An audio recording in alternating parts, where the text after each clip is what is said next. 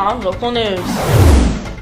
Elon News Network sat down with Jeff Stein. What's next for the Vice President of Strategic Initiatives ahead? Mark Robinson declared his bid for the 2024 race for North Carolina governor. What you need to know about the newest candidate.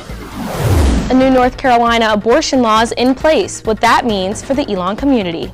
Those stories and more. Elon Local News starts now. Live from the Jane and Brian Williams studio at Elon University School of Communications, you're watching Elon Local News. Good evening and thanks for joining us tonight. I'm Anne-Marie Bonner. And I'm Naomi Washington.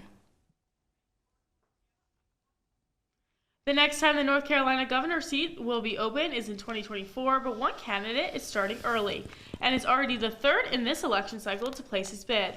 Avery Sloan has the story. Robinson is a Republican and the first black lieutenant governor in North Carolina. He says he's running to represent working-class North Carolinians. The Greensboro native says he understands the struggles average citizens face. We don't need another politician who spent their life climbing the political ladder. We need a public servant. Someone who's actually lived through the struggles of everyday North Carolinians. I know what it's like to grow up poor in a household mired by alcoholism, violence, and uncertainty. Robinson talked about many issues that are part of his platform, one of which being abortion. He says he's previously been called a hypocrite for opposing abortion, as his wife had previously received one. Robinson wants to make sure other women know that they have options. He plans on investing in things like childcare and state foster care and the adoption system. We need to make sure that young mothers and young couples who are facing the hardest decision of their life know that they have resources available to help them through those trying times. Gibsonville resident Shannon Triolo came to support Robinson. She says she supports his conservative values. We feel like he's the people's people. He's going to stand up for the North Carolina conservative values. He's already been a strong voice representing us, and he doesn't back down, and we like who he is. Robinson is the second Republican candidate to announce his run for the 2024 gubernatorial race. During the campaign event, he urged his supporters to stay on his side and not listen to what he called the radical left. Avery Sloan, Elon Local News.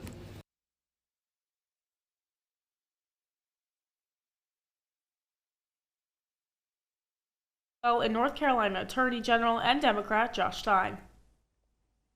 Elon is heading into the next election season as a voter-friendly campus. The Fair Election Center gave Elon the certification, and it's the second time it's getting the designation. Being a voter-friendly campus means Elon does an active job of helping register, inform, and turn out student voters for local elections. Elon's sophomore Allison Duran is an Elon Votes ambassador. She says having the certification helps the organization stay involved with students during non-election years. We talk a lot about how to maintain Elon Votes being relevant, especially in semesters where we don't have elections. So I think that this certification will definitely give us a boost in kind of the public eye, give us student body, something else to kind of talk about. If you need to register to vote, want to change your registration address, or have questions about local elections, you can visit the Elon Votes office in Mosley Student Center. Earth could be moving to North Carolina. Triad Senator Michael Garrett filed a bill to move Disney and its Orlando theme park to North Carolina, according to his office. The Guilford County lawmaker introduced the bill, called Mickey's Freedom Restoration Act. Sponsors of the bill say North Carolina offers a stable and prosperous environment for Disney to make a long-term investment. The bill is sponsored by 3 leaders of the North Carolina Senate Democratic Caucus. It comes after the ongoing dispute between Florida's Governor Ron DeSantis and Disney, and as the company begins a new wave of layoffs, cutting 4,000 employees today. A familiar face is joining Elon University seniors as they prepare to leave Elon. Vice President for Strategic Initiatives Jeff Stein is set to graduate alongside the class of 2023 and become president of Mary Baldwin University in Virginia. Stein is now the 4th senior staff member in the last 2 years to leave Elon and head off to leave another university. It comes after a more than 20-year tenure at Elon. Stein finally sat down with Elon News Network and says the turnover is natural, especially in a post-COVID workplace. My story at Elon is one that I hope lots of faculty and staff and students have, that we don't always know exactly where it's going to lead, but Elon propels us forward. And that's what I always hope for this institution, of constantly moving forward and getting better and becoming a stronger community. Stein is set to leave Elon July 1st, and while he won't be crossing the stage with singers, he says he is excited to cheer from the stands. Consideration for a new abortion law in North Carolina is ongoing. To tell us more about North Carolina's current law, our Angelina Fantaroni joins us live in studio. Thanks, Naomi and Anne-Marie. The North Carolina General Assembly is currently debating whether or not they want to ban abortions after 12 weeks of pregnancy. This would be a significant change for the state. Currently, abortions are banned after 20 weeks and 6 days. Professor of Religious Studies Toddy Peters is on sabbatical this semester researching abortion. We have a script, we have a 3-day waiting period, we have parental consent. So if you're under 18, you have to have a parental consent. There are judicial bypass mechanisms in place for minors who have a hardship in acquiring parental consent. The closest abortion clinic to Elon University's campus is a Woman's Choice in Greensboro, which is a 26-minute drive.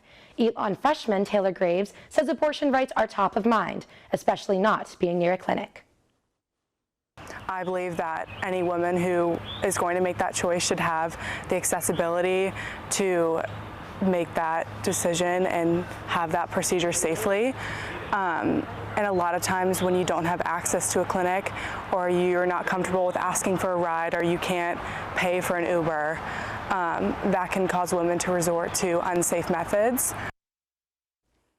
This debate continues as the U.S. Supreme Court has temporarily blocked an effective ban on medication abortion. And one Elon student received an award to help fund his Elon experience. He shares his appreciation when we come back.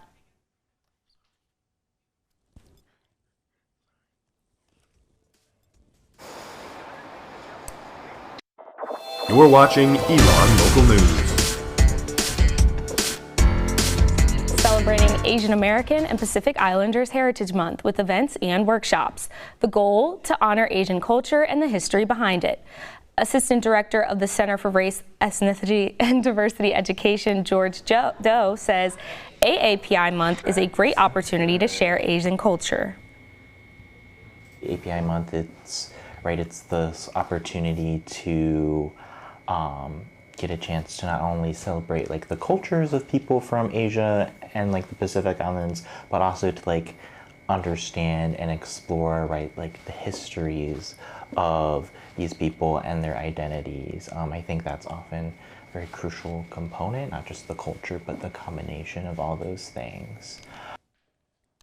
Asian Pacific Student Association President and singer Tiffany Huang says this month is a great way for students of other cultures to learn more. She says she teaches her peers about her heritage. Friends, like, even if it's like diluting the amount of Asians that are at this event, like you'll still see core groups of friends who are here who are making connections, and it's a great way to just meet other API students on campus. APSA events, I think, because we don't really meet, because we host events so regularly, it provides like a consistent space for people to go to relax. The next workshop is on Thursday at 6 p.m. about the history of henna. It is hosted by Kappa Phi Lambda, Elon's first and only Asian interest sorority. It'll take place in the Spence Pavilion in Academic Village. The end of the year means it's time for award ceremonies around Elon's campus. At the 30th anniversary of the Phillips Perry Black Excellence Awards this year, over 220 students were honored. The awards are named after Glenda Phillips Hightower, the first black student at Elon, and Eugene Perry, the first black graduate. Both were in attendance at the ceremony, and Perry said it was, quote, refreshing to see the school's commitment to educating black students. The biggest award of the night was the Elon Black Alumni Scholarship, worth over $31,000. Ethan Lane Blake received a scholarship. Static, a little. Right now I'm just like, I'm in the moment a little bit. Can't really cry until I call my mom. When I call her, I would definitely cry. Lane Blake says he plans to use the scholarship money for housing, undergraduate research, and tuition. Very happy, glad that this took place, and that all my hard work worked out for me here at Elon. To date, Elon alumni and community members have donated over $970,000 to the scholarship fund.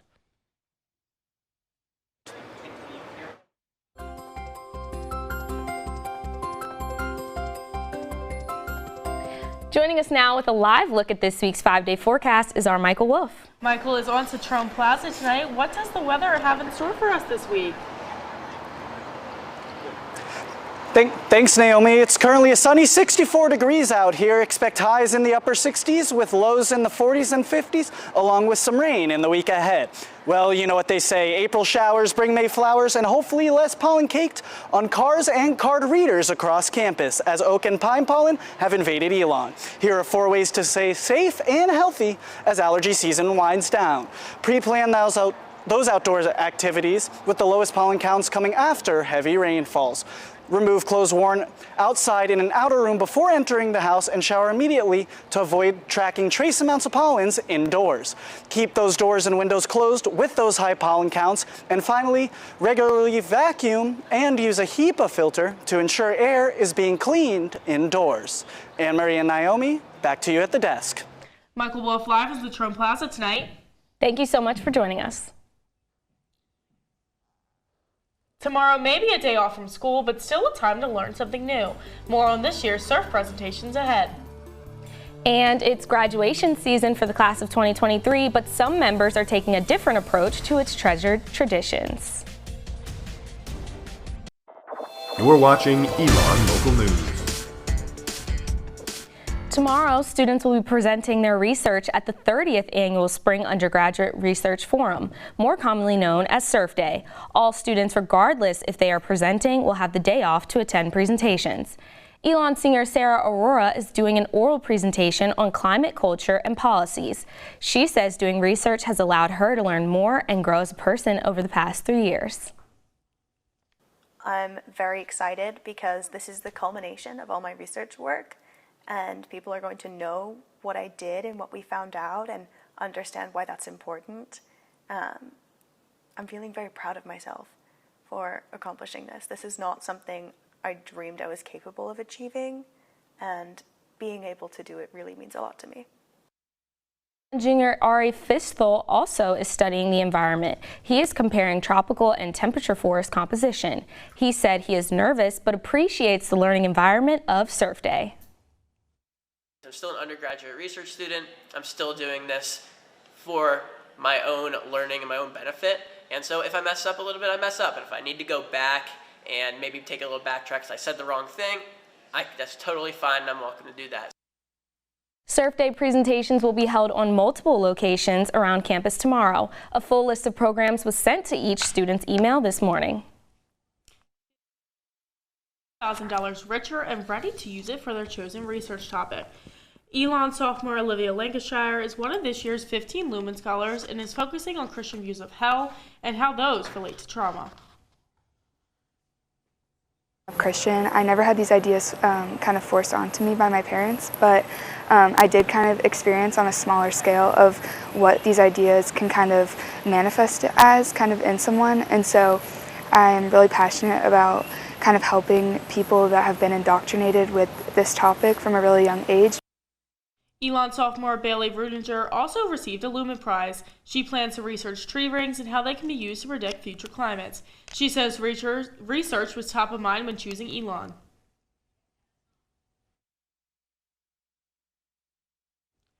We apologize for that technical error. The name for the Lumen Prize comes from Elon's historic motto, Numen Lumen, which are Latin words meaning spiritual or intellectual light. The words signify the highest purpose of an Elon education.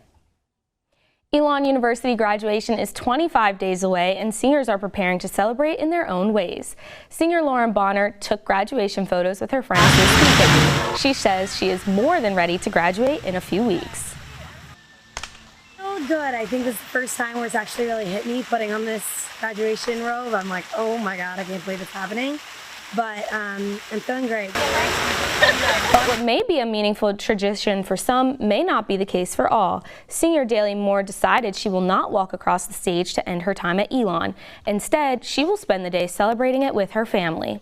Moore studied abroad 3 times while at Elon. She says since her experience at Elon was not traditional, walking at graduation was not a huge focus for her. Graduation doesn't have to look one specific way, you know? I think that being able to, I don't know, celebrate in, you know, these 4 years in the ways that students see fit is, I guess, really important. Elon University's commencement ceremonies are set for May 19th in Schar Center. Graduation from the School of Arts and Sciences and the School of Education will be at 9 a.m., and graduation will be at 2:30 p.m. from the School of Business and the School of Communications. Coming up after the break in sports, we're previewing the Elon players hoping to go pro in the upcoming NFL draft.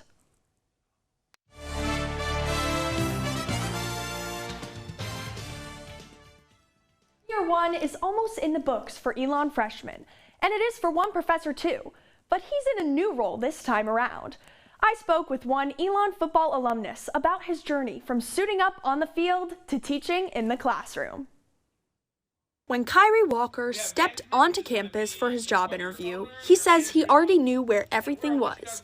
That's because Walker played on the Elon University football team as a defensive lineman from 2007 to 2011. I was able to be a part of a group that was outstanding, and I played hard, I gave it everything I had. But Walker says his biggest victories took place off the field and in the classroom. I think really developed a level of discipline in me, in addition to what I did on the field, to just try to make me the best student athlete that I could possibly be. Now, Walker strives to do that for current students.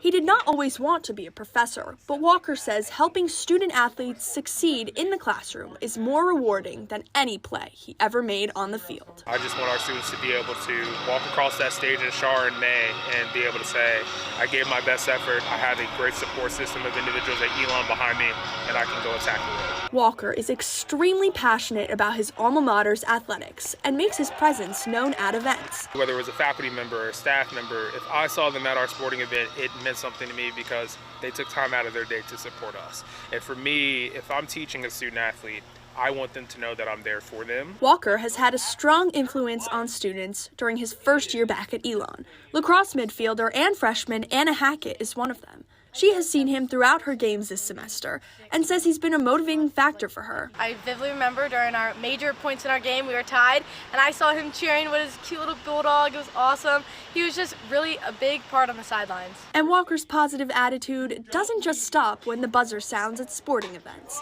Women's soccer midfielder and freshman Rachel Buckles says she loves Walker's enthusiasm in the classroom. Always trying to start a conversation before class starts.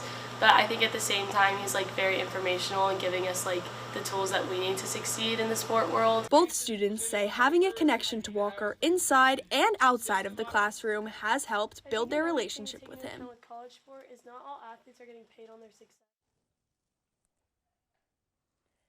In the summer, Walker will be teaching an American Studies class titled Playing in the USA, which focuses on sport literature, film, and experiences in America. He will also be back on the football broadcasts for Elon Sports Vision on My 48 this fall. And as you can see, Sydney is with us at the desk, and she's going to help us break down the NFL draft, which starts this Thursday. So, Sydney, there's a chance we might see some Phoenix make it to the next level. What can you tell us about that? Yeah, the NFL draft is a really exciting time, especially for the 7 Elon players that attended NFL Pro Day and competed to show their skills and to possibly get drafted. And so now the 2 that I think have the best chance of being drafted are Cole Coleman, who was a safety at Elon. So at Pro Day, he ran 4.37 in the 40-yard, which was ranked number 1 amongst all safeties. And he's number 10 in Elon all time for solo tackles. And now, the second player that I believe has a great chance of making a case for himself in this draft is a fan favorite, our kicker, Skylar Davis. Skylar had a great career with the Phoenix. He led the team with a 53-yard field goal this season, which also leads Elon all time. And he has 340 total points over his 4 years with the Phoenix. So those 2 are some great candidates to be drafted, and we'll see what happens. And Sydney, can you tell us about what factors into their contract if they are drafted in the NFL draft this weekend? Yeah, so there's a couple of things that factor into their draft. And it all depends upon where they go and what round they get drafted. If you get drafted in the first round or the second round, you're going to be taking home a lot more money than if you get drafted in the 6th or the 7th round. And every player that gets drafted gets two things, which is a base contract and a signing bonus. And those can differ from player to player. Obviously, those in the first round will be making more of a signing bonus, and those in the later rounds will not be. Now, looking at last year's #1 overall pick, Trayvon Walker, he totaled about $37 million, which can be broken down by his $24 million signing bonus and a $13 million contract. And so this year, the #1 overall pick is expected to take home a signing bonus of around $27 million. This signing bonus is not guaranteed. Obviously, not everyone will be able to take this home, so it really just depends player to player what we see. So Sydney, how long do these contracts typically last? So these contracts can vary, but a regular rookie contract is usually around 4 years. And that comes with a year that they can extend their contract with a team option. Obviously, 4 years, there's chance for injuries, there's chance for them to be cut. So that's why they have the signing bonus, which helps them. So they still get money if they don't make a big name for themselves on a team.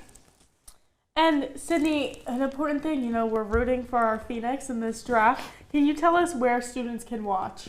So you can watch this draft on ESPN, ABC, and NFL Network. It's going to be starting on Thursday at 8 p.m. Eastern Time with the first round. The second and third rounds will be on Friday, and then the 6th, 7th rounds, those will be on Saturday. So very exciting for the Phoenix.